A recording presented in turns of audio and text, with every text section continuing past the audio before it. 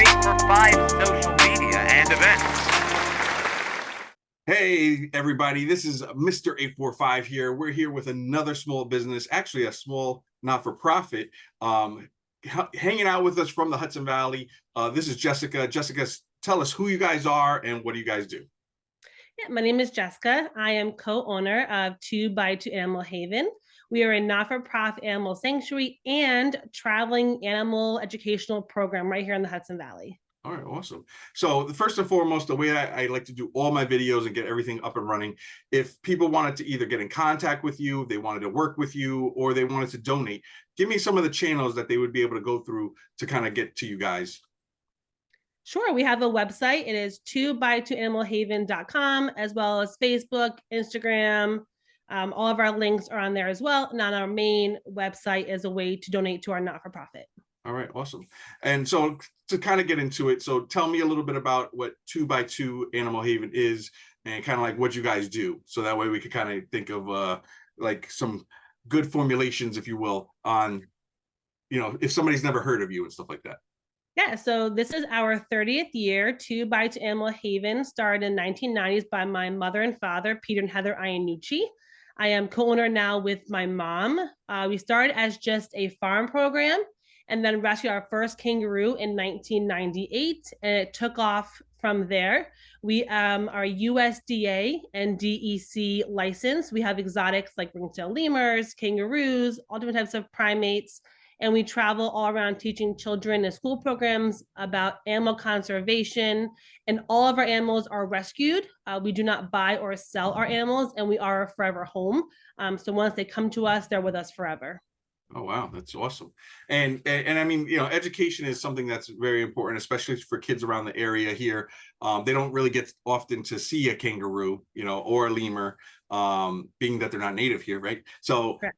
What are some key things that you teach the kids in these type of sessions? Is it like an educational where they get to pet the animal? I know in some cases kangaroos might not be the friendliest of all animals, but like take us through like a day in a session with you guys as like a teaching session.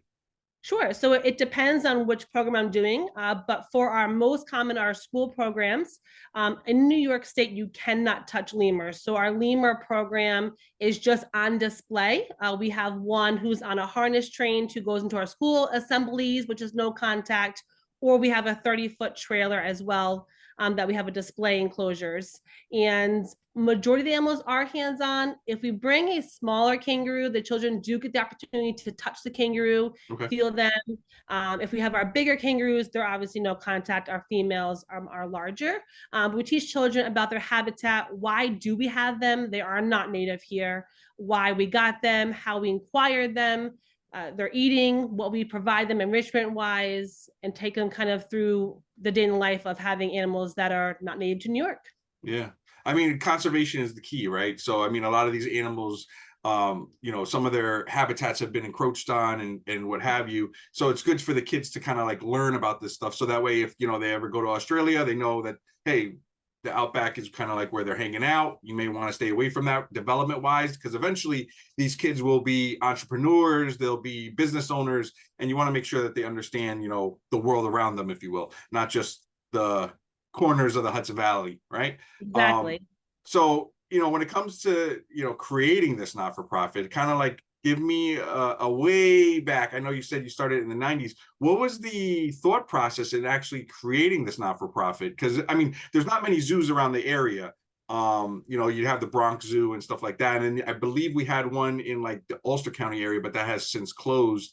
So tell us, like, what brought you guys into this type of environment? Right. So we actually became a not-for-profit in 2021. So before that, we were just 2x2 zoo, but we're not a zoo. We are a sanctuary. And the animals, come to us from homes that maybe they were abused or malnourished and just need a safe place to live. So when I started doing more programs with my mom, who started the company, we became a not-for-profit because there's so many programs that wanted to help us but couldn't. They couldn't apply for the grants, they couldn't apply for certain type of funding to have us. So when we became a not-for-profit, that's when we're able to do more of these school programs, as well as host our own fundraisers twice a year, to help bring in funds to help with enrichment and animal enclosures and updated things, because it is a lot to own these animals. They require such extensive habitats, and they live for 20, 30, 40 years. Mhm. So it's important to have the not-for-profit to say we could do more programs and do teach children that can't see these animals an opportunity to get to meet them and see them in person. Yeah, I mean it's very important for the kids to understand these different animals, where they, they either come from, their habitats, how much food they eat, because everybody's like, I want a pony, but they don't Yes. understand what the maintenance costs are, in acquiring said pony, or even, I think, is that a cockatiel that you have on the front? A cockatoo, a Yeah, white cockatoo. Yeah. yeah. So, for the white cockatoo, they last, I think, around that high range of years, right? Like 20, They 30 do years. between 40 and 50 for the Oh, wow. cockatoo. I was way off. Yes, we have macaw parrots who do live over 100 years, who Oh, we've had wow. for 25 years now. Wow. Yeah, And of course, making sure that they are in a habitat that, will maintain their life, right? Because it's, some of them are from like tropical areas, some of them might not be from these type of habitats, and of course, correct. as you can see outside right now in a lot of the New York area, we have snow, so it's not very conducive to their living habits or living arrangements. So, when you're going through these, like, how do the schools get in contact with you? Is that something that they reach out to you, or you have programs with them already and established? And what schools are they? We have been very fortunate to be mostly by word of mouth. We book up usually within a year in advance. So by March, I'm booked for the whole year. Schools do reach out to us. They'll see us a post on Facebook, or they'll see a neighboring school post on their PTA page, Mhm. and email us through our website. But majority of the schools that we are very fortunate to do, we have been doing for the past 10, 15, 20 years. We do Gayhead Elementary, we do Myers, we go all the way down and do Ardsley, we do Post Road and White Plains. So we travel within an hour radius of Mhm. Pleasant Valley, where we live locally. Okay, so you guys are based out of Pleasant Valley, but you kind of take a lot of the Dutchess area, right? Correct. All right, awesome.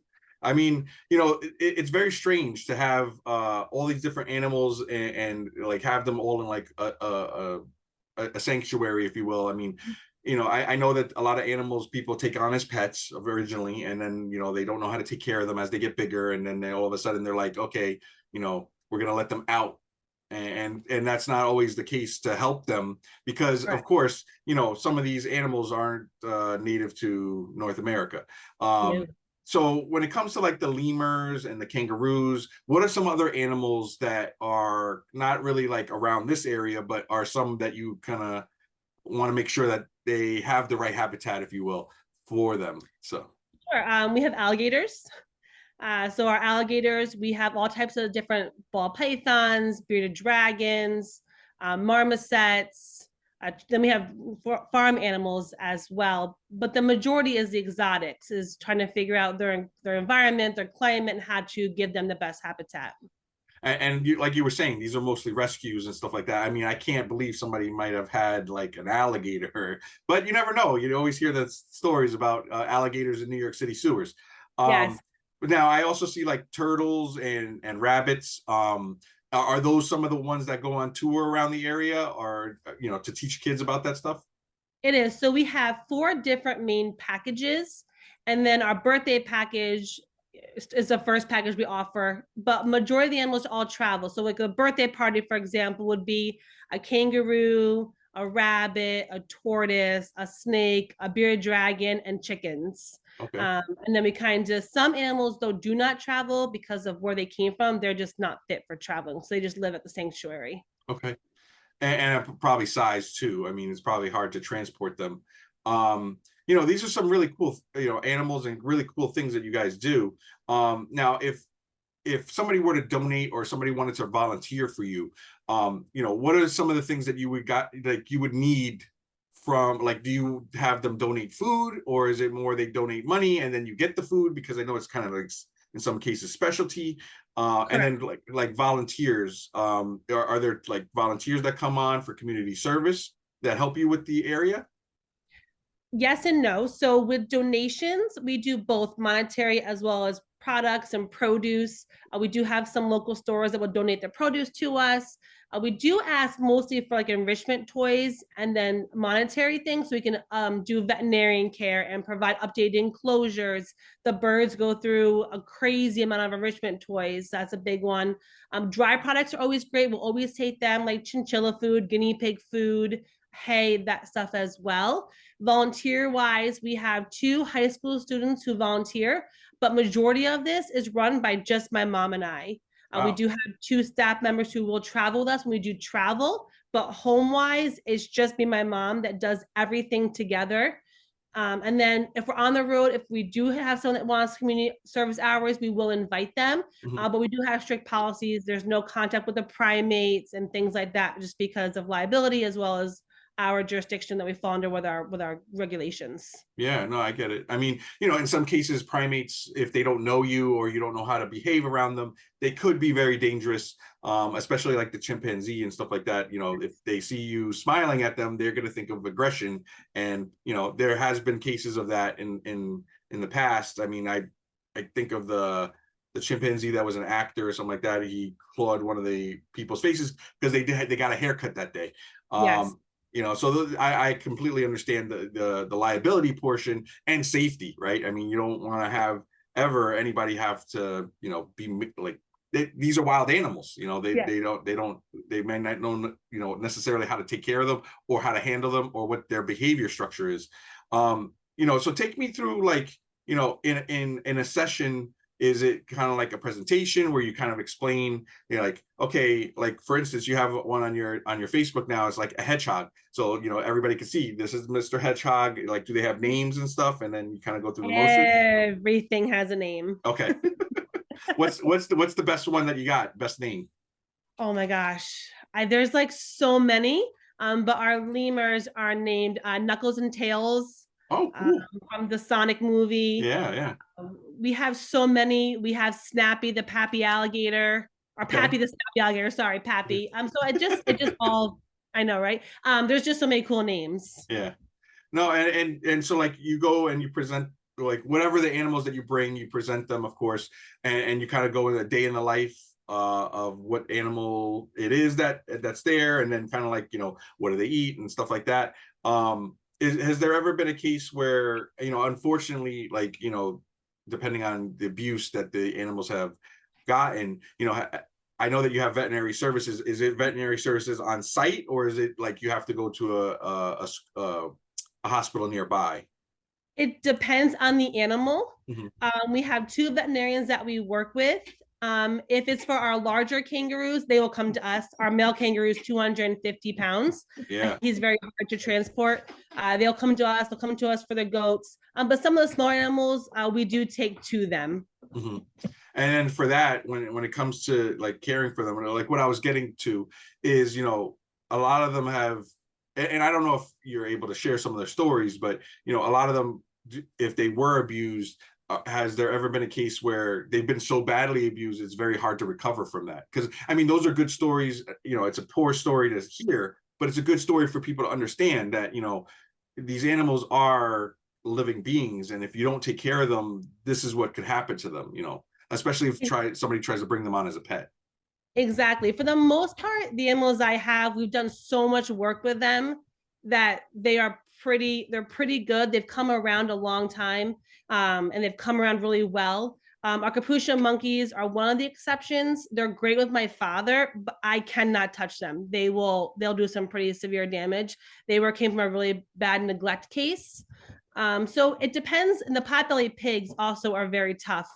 They're very hard to work with. Once they come to me, I've got one who's got severe anxiety, who's on medication, who cannot travel, doesn't do well traveling. But with lots of work, since it's mainly just me and my mom, and would take so much time with them, they do come around and turn out pretty well. But if they've come from such bad homes, I don't travel with them. We'll work with them at home on our end, but I will not bring them on the road. It's just, for me, they come to a safe place to live out the rest of their life, and that's what I want to give them. Okay. I mean, no, so I see the goats. They're all hanging out, eating. Is that evergreen that they're eating? That's a tree, yeah. Okay. I mean, so is it true that goats will kind of like eat everything like that you throw at them? Yes, they'll eat everything. They're great for weeds. So if you have like a lot of poison ivy, that's what they're great for. but they will chew on everything, especially goats. If they're bottle raised, everything goes into their mouth. Okay. And then like for the cockatiel, is it cockatiel or cockatoo? Cockatoo. Okay, so for the cockatoo, I see they have a lot of toys that they could play with. Those are some of the donations that you were talking about, right? They're enrichment because they have to sharpen their beaks and keep that Exactly. so that they can eat and break up seeds and stuff like that, right? Yep. Is there anything else that's like oh wow, a bear. So so I was gonna get to that. Is there anything else that's like much larger scale animals that people like kids would be able to see and they could travel there, correct? They could go to the animal haven, they could kind of see, or is it like off Nope, we limits? just travel. Okay, all right. Yep. So we have 9.5 acres that my mom and we have two houses that we live on the compound and do Mhm. daily work. But then we bring the animals out to the event. So you cannot come to us as part of our USDA regulations that we cannot be open to the public, which Okay. is great on our end because this is their safe haven. This Mhm. is their home. This is where they feel comfortable. And then we go out for the events, usually 5 to 6 days a week. It depends on how many events we have that week.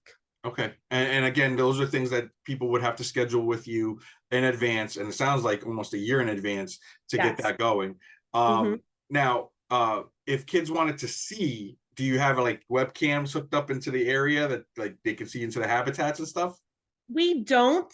We've thought about that, but normally that's more like if they're going to have a birth and things like that. And since we only breed our kangaroos, and it's so hard to see the joeys in the pouch. So we figured that this is kind of like their safe haven. So we don't want Mhm. to really like put anything on the webcam, and then you're open to like, oh, the enclosure was dirty an extra day and stuff like that. So we No, I try get and it.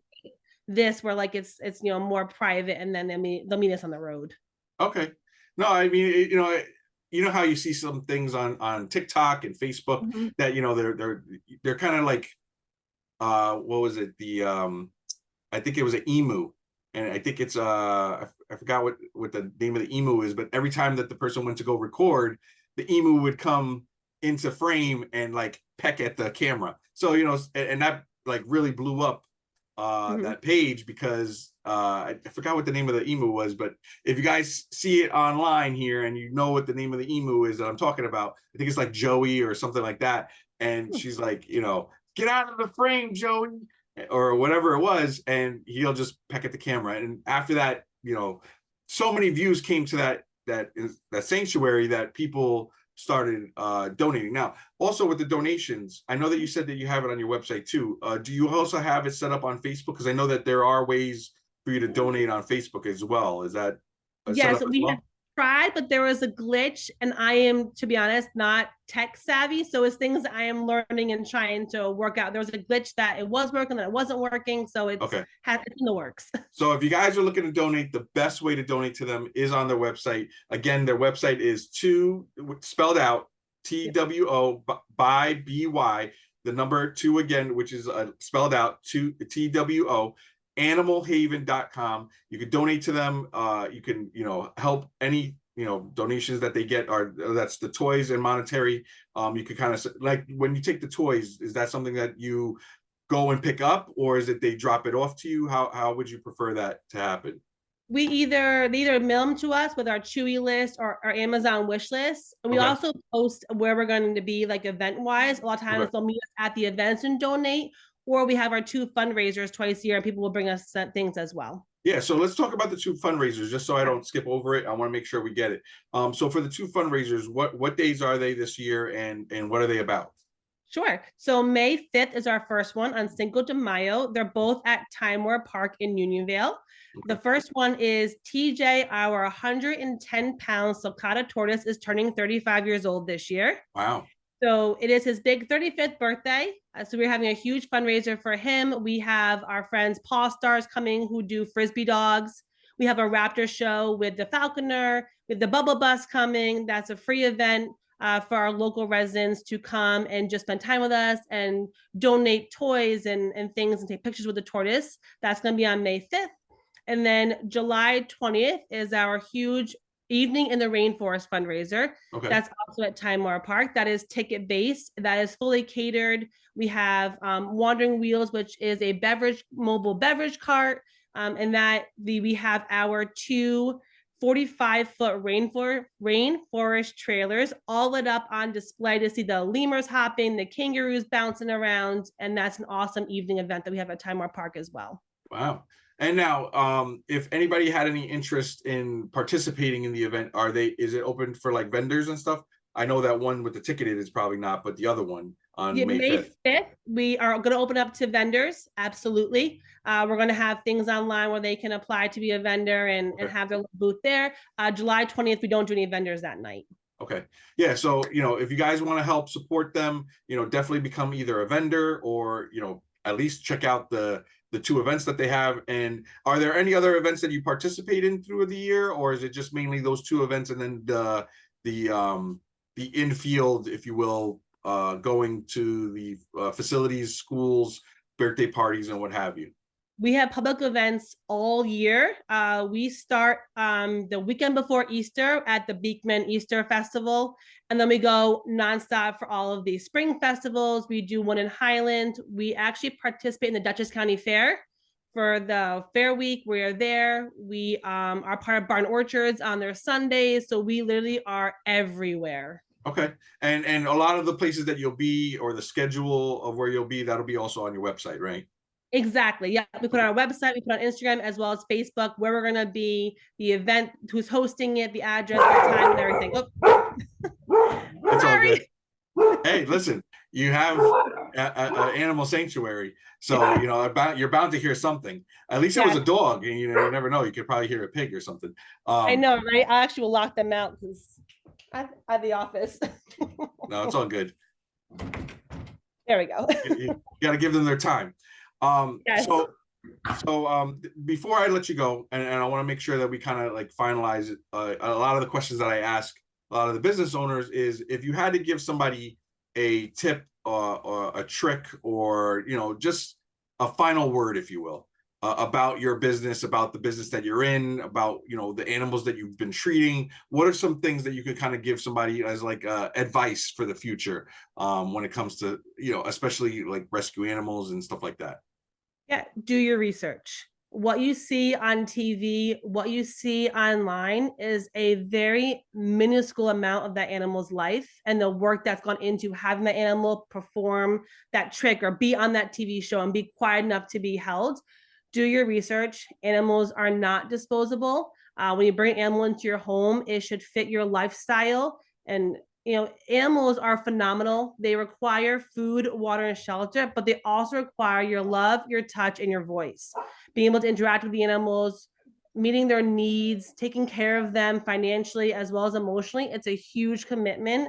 We have over 80 animals in our care, and it's a blessing. But the stories that have happened to them is also heartbreaking. So just do your research and make sure that when you do get a pet, that you are equipped to have it, and so they're just not disposable.